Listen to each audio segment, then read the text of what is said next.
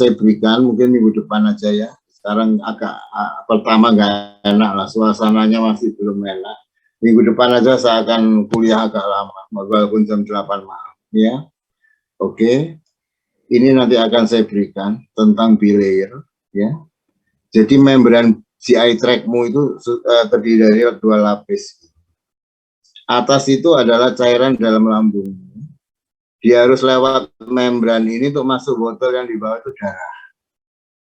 Ya, di sana ada yang bunter-bunter, ini ada yang hidrofil, yang ekornya adalah yang lipofil, yang larut lemak. Nanti akan saya jelaskan minggu depan. Sekarang pengantar aja. Ya, kaitan faal dengan rute lain, rute enteral. Ya, nanti saya akan memberikan enteral itu artinya lewat GI tract. Oral, rektal itu enteral. Suppositoria itu enteral, bukan, mungkin saya nanti ya enggak tahu Pak Saudara di preskripsi itu masih diajari enggak sih etiket biru gitu, masih diajari. Obat luar etiket biru tuh dia masih diajari. Masih dia masih, itu nggak berlaku loh ya sekarang. Coba kamu keluar negeri, nggak ada etiket biru itu, semuanya putih. Nanti kalau saudara praktek sekarang, anak UMM nggak ada, ya sudah pulang. Kalau sudah nanti praktek kerja tingkat profesi di rumah saya itu UNER, ya kamu tidak sudah ketemu etiket biru, walaupun obat luar. Karena sekarang eranya sudah e-resep. Jadi kalau di rumah saya UNER ya, dokternya di lantai 8 menulis resep dengan komputernya dia. Akan terbaca di lantai 1 tempatnya farmasi. Langsung diverifikasi, ya, dibuat resepnya. Pasien turun lewat lift dari lantai 8 ke lantai 1 sudah jadi, Pak. Dan etiket semuanya putih. Yang penting pemberiannya ke pasien harus disertai konseling. Jadi nggak salah. Kalau ini obat luar ya diomong ini obat luar ya, tapi etiketnya tetap putih. Sudah coba ya ke negara tetangga dekat, ke Singapura, ke Malaysia, nggak ada dari dulu etiket putih. Etiket biru, sorry. Etiket biru itu ada karena menganggap orang Indonesia tidak pinter gitu. Kalau dibedakan warna baru tahu. Memalukan loh sebetulnya. Ya. Saya pernah dimarahi orang Balai Besar POM Surabaya. Gara-gara dia meriksa rumah sakit UNER, ada obat luar yang etiketnya bisa dimarahi. Nah, kok salah bagaimana? Saya jawab, pernah keluar negeri enggak? Pernah keluar negeri enggak lihat resep? Enggak ada etiket biru, saya bilang. Dia malu akhirnya. Ya, kalau resep itu cepat saudara, enggak mungkin salah baca. Ya kan, semua huruf pada keyboard itu internasional juga sama. Kalau resep dokter tulis tangan, banyak yang nggak bisa baca. Yang bikin lama pelayanan itu apa sih di resep? Nulis etiket. Ya, itu lama sekali nulis etiket. Nanti kalau sudah resep, sudah bisa lihat kalau PKL di tempat saya. Etiket akan terprint, ya, nggak usah nulis, sudah diprogram, terprint, dan di situ akan tercantum expiration date-nya atau beyond use date kalau dia sekian injeksi atau yang lain. Expiration date yang menentukan adalah pabrik ya. Tapi kalau beyond use date, kalau sudah diracik atau dilarutkan, itu adalah mulai sekarang itu mulai dilarutkan, diracik itu beyond usage-nya, expired-nya kapan, bukan pabrik ya. Ambil contoh ya. Ini yang salahnya berjamaah nasional Indonesia Raya. Amoxicillin injeksi. Itu beyond use date-nya cuma 4 jam. Jadi setelah 4 jam nggak bisa dipakai sebetulnya, tapi dipakai se-Indonesia. Jadi 3 kali sehari ya pagi dipakai, nanti siang diinjeksikan lagi, malam diinjeksikan lagi. Itu sudah tidak ada khasiatnya sama sekali. Itulah nggak ngertinya orang Indonesia. Ya, jadi bagaimana kalau supaya rumah saya nggak rugi? Ya dioplos, dilarutkan pagi untuk beberapa pasien. Ya nanti siang ngoplos lagi, sediaan baru, kan baru jadinya. Ya untuk beberapa pasien nggak rugi. Yaitu karena ketidaktahuan, ya, ketidaktahuan apoteker. Ya itu contoh-contohnya. Saya kalau besok saya ke Medan, ya saya akan datangi apotek yang paling ramai di kota Medan. Saya akan coba ngetes apoteker. Bukan saya ngetes nanya-nanya, enggak. Saya akan pura-pura beli obat, pura-pura sakit ini bagaimana ya pemakainya obat ini gitu, supaya enggak kelihatan ngetes. Ya, saya sudah ngetes di Pekanbaru minggu lalu. Enggak paham. Apotek paling ramai saat Pekanbaru, enggak paham. Apoteker-apoteker itu cuma memikir bisnisnya saja. Mikir uangnya saja, sosialnya itu enggak diperhatikan. Kuliah-kuliah dulu di fakultas hilang semua. Ya, enggak diingat sama sekali, ngawur sudah. Jadi itu bahayanya itu, kamu enggak boleh. Ya, itu antara lain. Ya, jadi rute ada enterer, rute par enterer itu tidak lewat GI tract. Ya, injeksi intravena, intramuskuler, inhalasi, ya itu kan tidak lewat GI tract. Inhalasi kan langsung ke paru, ya. Kemudian ini nanti yang akan saya berikan saudara di minggu berikutnya. Semua rute ini, mulai rektal, intraperitoneal, subkutan, intravena, oral, buccal, sublingual, nasal, tetes mata, tetes telinga, inhalasi, intraarterial, ya, topikal, spinal, epidural, ya. Vaginal, intramuskular, dan intraartikular akan saya berikan semua. Ini nanti. Ya, yang merah adalah enteral, yang hijau adalah par enteral. Ya, sekarang bermain pengantar aja. Nah, untuk belajar biofarmasetika, kimia organikmu harus pinter, kimia analisismu harus pinter, biokimiamu harus pinter. Ya, baru bisa ngomong. Kalau basicmu tidak bagus, susah belajar biofarmasi. Ya, saudara setelah mengingat kembali macam bentuk sediaan itu kan di preskripsi. Macam rute nanti belum, saudara. Saya berikan contoh ya yang pentingnya. Ya, ini. Yang bawah itu aja.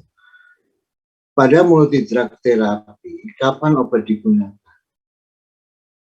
Ini saya sudah tanya yang di Pekanbaru minggu lalu. Ya, saya ke sana, tanya saya ke apoteker. Pura-pura saya sakit emah, padahal saya tidak emah. Emah itu istilah medisnya gastritis. Ya, saya dapat suprafat sama omeprazol. Bagaimana sih cara minumnya? Saya kok nggak sembuh-sembuh, saya pura-pura begitu. Padahal saya nggak emah, karena saya nggak konsumsi obat itu. Ya, jawabannya kacau. Dia nggak paham belas itu biofarmasi. Dia lupa semua sudah. Dia tahu memang sukrafat untuk apa, melapisi mukosa. Kalau orang makan mukosanya saluran cerna banyak yang bolong-bolong. Makanya kadang-kadang BAB berdarah, kadang-kadang sedikit muntah darah, ya karena ada yang luka. Itu tahu apotekernya. Kalau itu melapisi yang bolong-bolong tahu. Tapi ketika saya tanya kapan minumnya, ya boleh nggak saya minum sesudah makan? Up to you, terserah. Ini pelajaran kimia analisis. Sukrafat itu senyawa aluminium. Sudah tahu tukang solder panci itu kan nodernya pakai aluminium.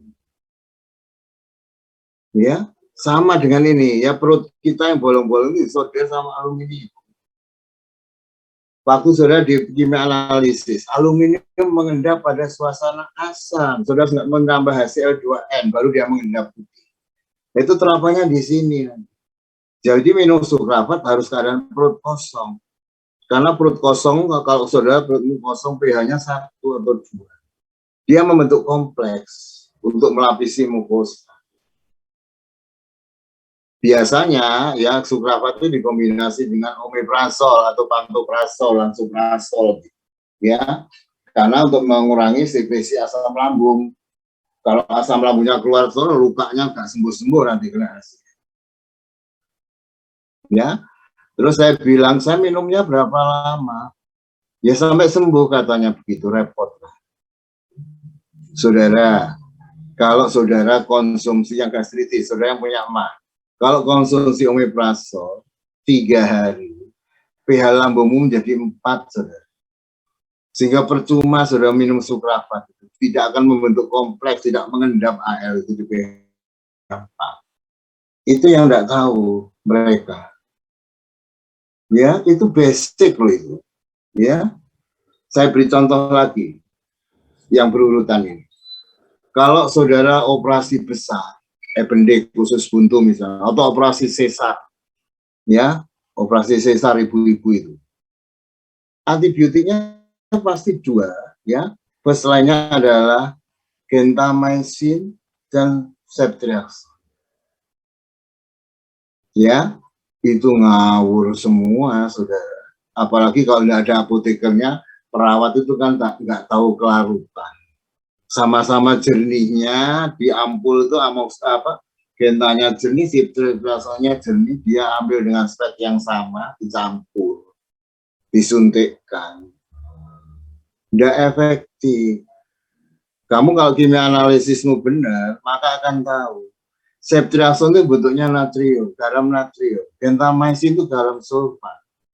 Kalau dicampur di satu spek akan terjadi natrium sulfat. Sehingga ceftriaxone-nya akan mengendap. Nah, itu yang disuntikkan tidak efektif. Ini pernah terjadi, saya tahunya itu karena mengalami. Di Sutomo, ya ada mahasiswa waktu itu operasi usus buntu. Di Sutomo kalau sekarang operasi besok boleh pulang.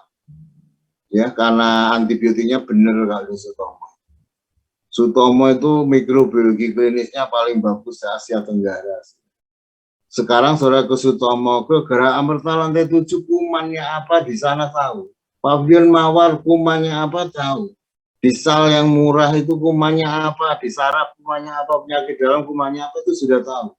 Sehingga antibiotiknya benar. Tiap minggu akan keluar buletin peta kuman seluruh ruangan yang di rumah saya Dr. Sutomo. Ruang ini apa kumannya, ruang ini apa kumannya. Sehingga antibiotiknya pas diberikan.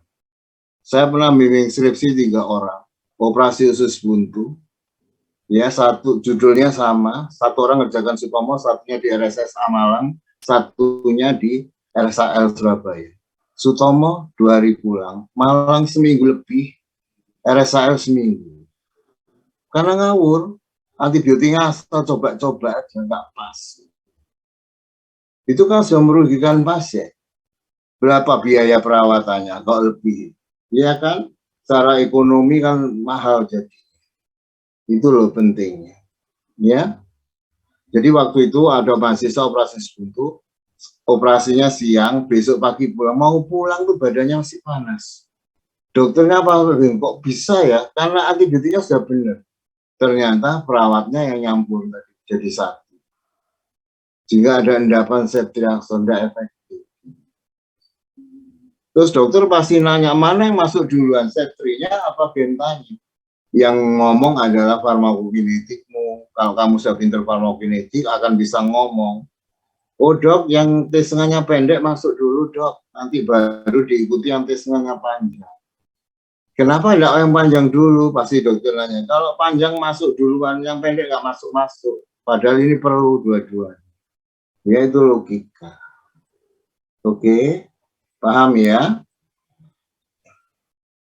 Kuliah sama saya tidak terlalu lama kok. Tapi saya menekankan yang penting-penting. Nggak perlu berdele-dele. Ya, tapi ujian saya nanti tidak ada soal yang apa yang dimaksud dengan sebutkan, tidak ada. Saya akan keluarkan ada tabel, komentari tabel. Atau struktur kimianya apa gitu, komentari struktur kimia. Begitu. Ya, oke, next sekarang. Nah, ini kapan obat diberikan sebelum makan, saat makan, dan sesudah makan. Kalau apoteker, calon apoteker yang ujian UKI itu umumnya tahu. Kalau AC, PC itu tahu. Tapi begitu ditanya saat makan bingung. Misalnya begini. Nah ini kelemahan se-Indonesia, UMM juga sama.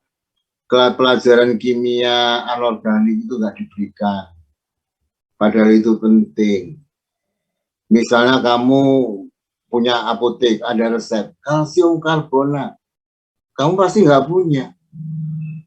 Ya, pasti kamu sih nggak punya. Karena jual kalsium karbonat murah banget, nggak untung kan. Atau natrium bikarbonat, nggak untung kan. Tapi nggak untuk ya bilang aja nggak punya, jangan terus tak ganti antasida aja, mikirmu dia sakit mati karena ada karbonat. Padahal tidak untuk itu, saudara. CaCO3 itu untuk orang penyakit ginjal yang rawat jalan, yang masih stadium 3, jadi boleh pulang. Karena orang sakit ginjal itu hiperfosfatemia, fosfatnya tinggi dalam darah sehingga dia agak hiperaktif. Nah, itu obatnya adalah CaCO3. Diminum kapan? Saat makan. Karena kalsium akan mengikat fosfat yang ada di makanan sehingga tidak masuk ke dalam darah. Itu contoh-contoh yang sederhana. Ya, kalau diabetes mellitus, orangnya diabetes, apa yang diminum saat makan? Akarbos. Supaya glukosa tidak masuk dalam darah. Ya, itu harus tahu, saudara.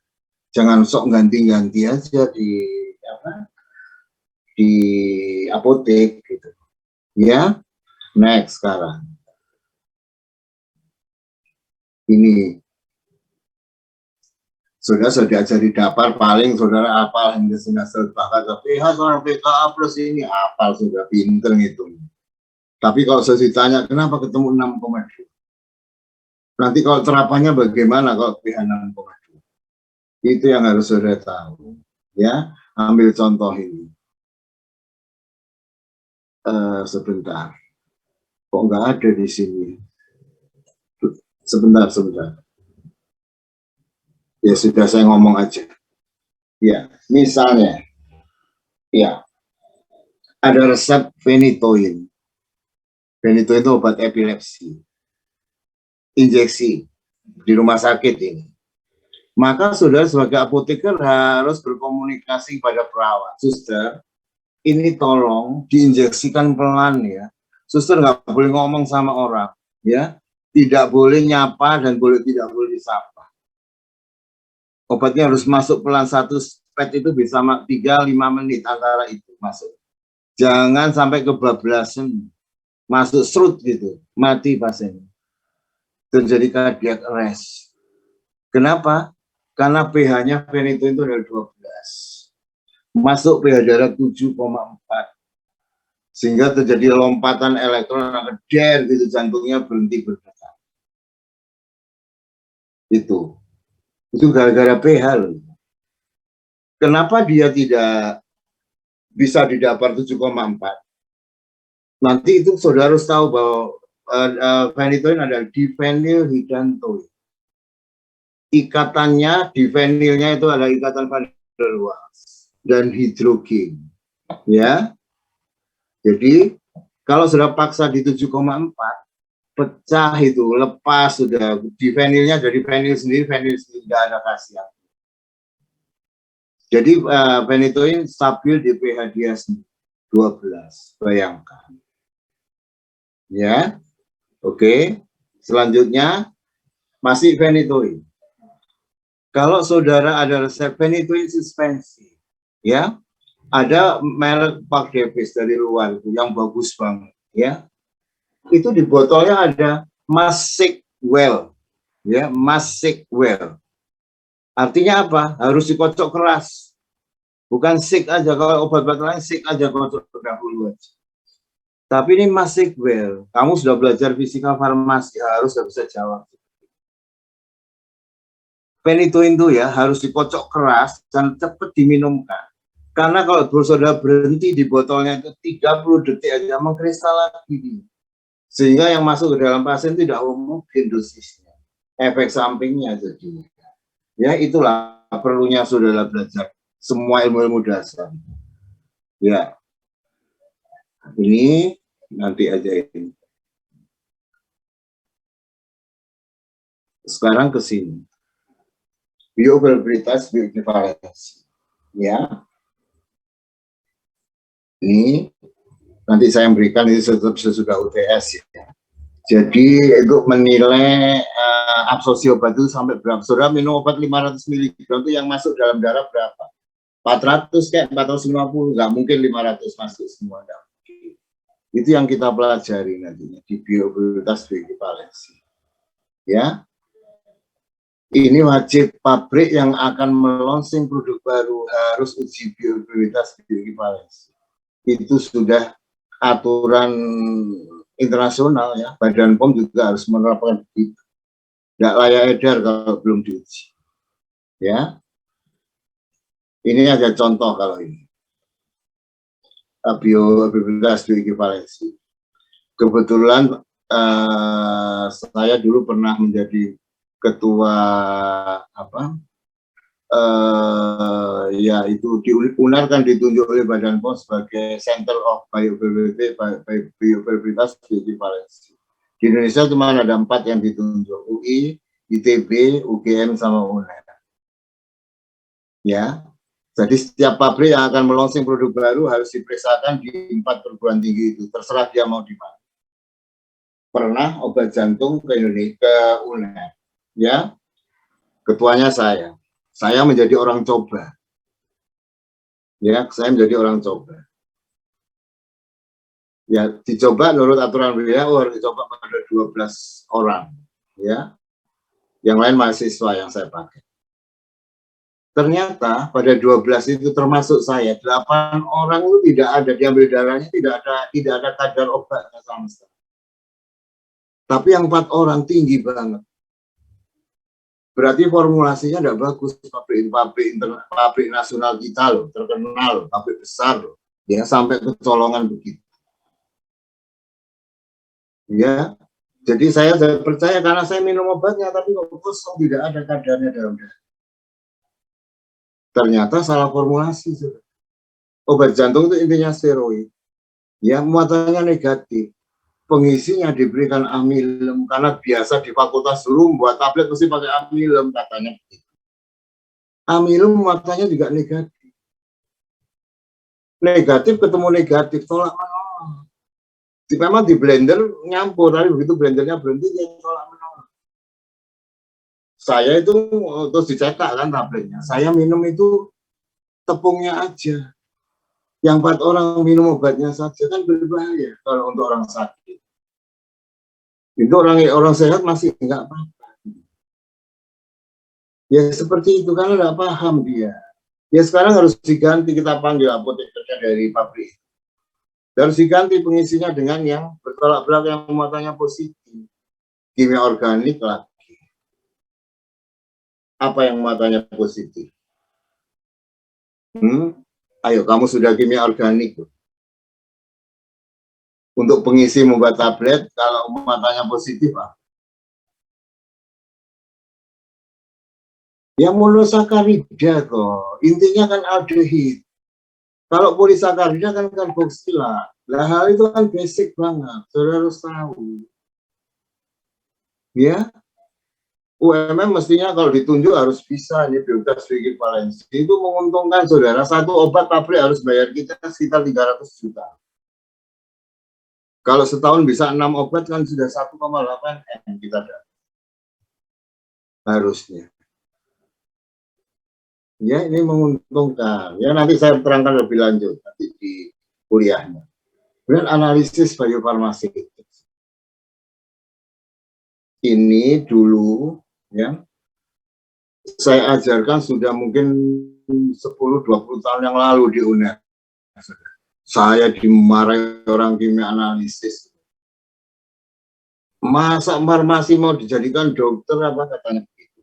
Termasuk dosen-dosen saya yang ada di UMM tuh yang kamu tapi belum ya udah nggak menangis. Pak Inon, Prof Amir itu masih ngajar loh itu semuanya Prof Aryan, Pak Ariana, Pak Rajaram ya. Itu semua ke saya sok jadi dokter. Mereka mengagung-agungkan HPLC, GC. Sekarang baru buka mata semua. Setelah ada COVID itu ada hikmah. Semua COVID penentuan kadar obat itu semuanya tidak pakai HPLC atau itu tidak dipakai, saudara. Semua pakai analisis biofarmaseutik. Ini orang kimia itu pakai yang di atas, spektrofluoro, GC-SPS. Dulu saya ngajari radioimunoassay, LIC mulai dan FPA dulu dimarah-marahi orang kimia itu. Sekarang dia melek matanya, ya. Semua pakai emulate ELISA sudah pada era COVID itu. Kalau pakai GCFL kesuwen terlalu lama. Ini loh, kamu menentukan antigen, tes antigen itu pakai ELISA emulate. Ya, dulu saya juga dimarahi perkara regresi. Saudara. Kamu sudah diajari regresi nggak? ADC. Regresi linear dari kalkulator diajari. Diajarin Bapak, regresi linear. Sudah diajari kan? Sudah. Sudah, ya. Itu dari dulu saya ngomong, jangan dipaksa R itu 0,999.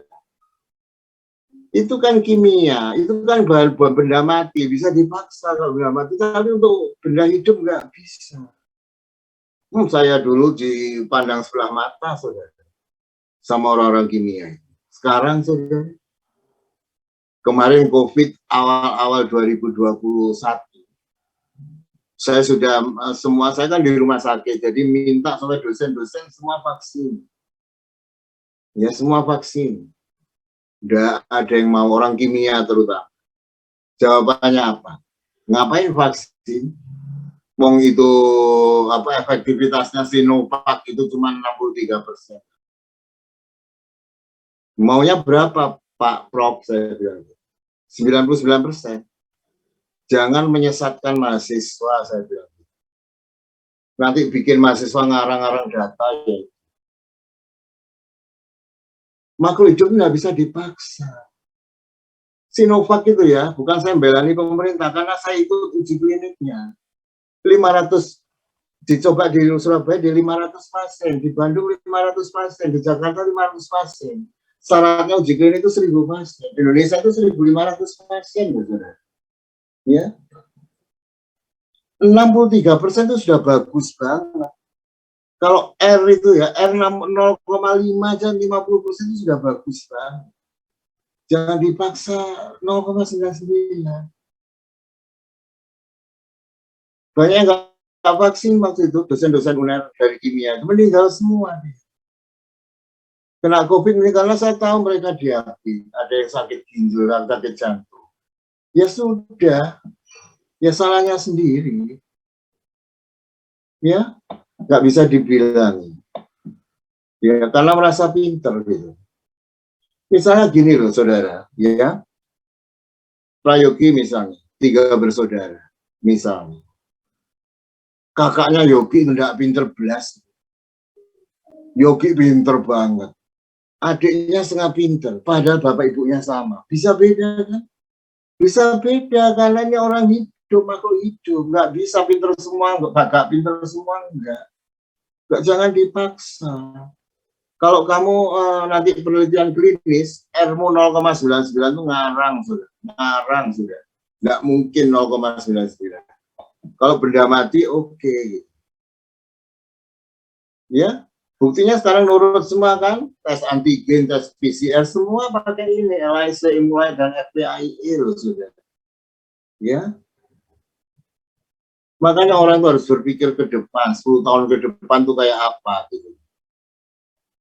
Ya, masa kamu kalah sama Deddy Corbuzier sih? Dia itu psikolog, tapi pinternya setengah mati. Ya, dia kena COVID, tapi Tuhan menolong dia karena dia lebih mendahulukan orang-orang tua untuk divaksin. Dia mau, bisa aja dia memvaksin dirinya waktu itu, tapi dia kasihan orang-orang tua divaksin dulu, nanti baru yang muda-muda. Ya, dia kemarin paru-parunya sudah rusak 60%, cytokine storm-nya. Untungnya dia olahragawan. Kalau kamu olahragawan, saturasi oksigen tidak akan turun dari 90% karena oksigen disimpan di otot. Tapi kalau kamu bukan olahragawan, kena COVID strike sudah. Oh, saturasi 70% udah tewas. Ya, itu ya. Harus paham, saudara. Ini nanti akan saya ajarkan, saudara. Radio imunisasi, ELISA, dan FPI. Semuanya ngitung nanti. Tapi ngitung sama saya, close your calculator. Ya, only with your eyes. Ngitung itu pakai mata saja. Ya, supaya kelihatan oke, saudara. Misalnya sudah ditanya dokter, ngitung dosisnya berapa farmasi, ngitung pakai kalkulator. Lobet lagi jadi salah. Ya, jadi enakan pakai mata, gitu. Ya, jadi harus bisa, kan? Oke. Nah, ini nanti yang terakhir Bu Agnia, ya, penerapan konsep biofarmaseutika dalam rancang Pak Musdiano. Oh ya, tadi ada yang kelewat sedikit di sini. Analisis biofarmaseutik. Ini terapannya banyak, saudara. Tidak hanya di farmasi, ya, di kimia. Orang keracunan insektisida itu juga pakai ambil darah dianalisis secara biofarmaseutik. Di kedokteran, misalnya Anissa, ragu dia, saya anaknya bapak ibu apa bukan, kamu tinggal gunting rambutmu, gunting rambut bapak ibumu, bawa ke rumah sakit Dr. Sutomo pagi, jam 8, jam 4 sudah tahu kamu, DNA-nya sama apa. Cepat sekarang. Ya, kamu bohong, Aulia misalnya bohong, lahirnya di mudah-mudahkan, tidak bisa. Kamu kukumu dari rambutmu, dari kuku sudah tahu kamu lahir tahun berapa, tanggal berapa, jam berapa, itu sudah tahu.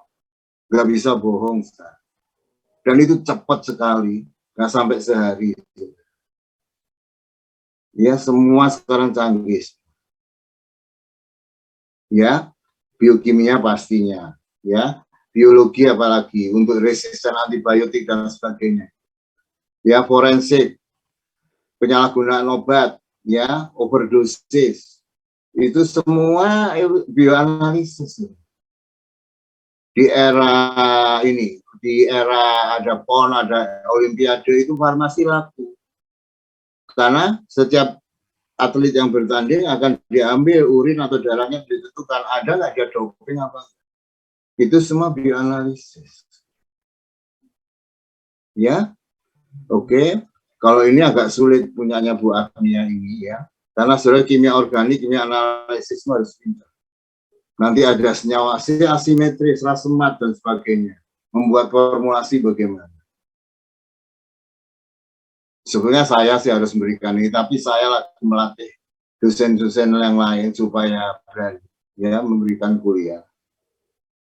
Jangan saya terus. Saya dulu angkatan UMM 1, 2, 3, 4 itu saya semua yang ngajar, saudara. Biokimia saya sendiri yang ngajar. Biofarmaseutika sendirian saya ngajar. Farmakokinetik sendirian, nggak ada dosen lain. Farmakoterapi saya sendirian, makanya bagus.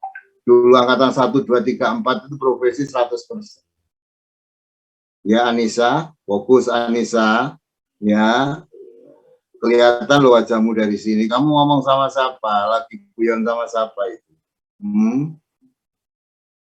Ini laptop saya kecil loh ya. Nanti minggu depan kalau saya pakai laptop saya yang bukan laptop sih, ya layar besar saya kalau kuliah, ya akan kelihatan semua, saudara. 100 atau 300 orang aja kelihatan.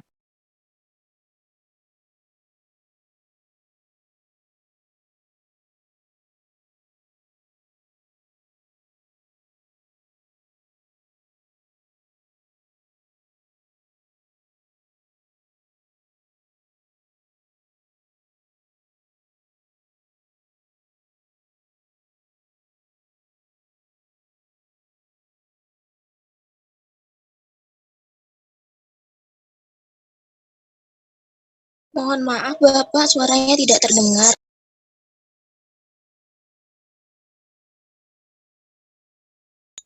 Mohon maaf Bapak, itu mic-nya masih di mute, Pak.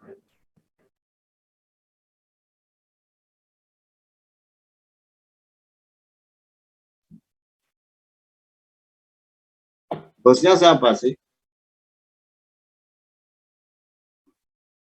Tiba-tiba sendiri loh, saya nggak ngotak-ngotik loh sebetulnya. Ya, oke ya. Ada pertanyaan, saudara, ini masih pendahuluan, belum masuk materi. Kita lanjutkan minggu depan. Ada pertanyaan? Saudara? Ada? Rindang, ada pertanyaan, Rin? Pak, mohon izin bertanya, apakah diperkenalkan? Agak keras, nggak dengar. Izin bertanya, Pak. Iya.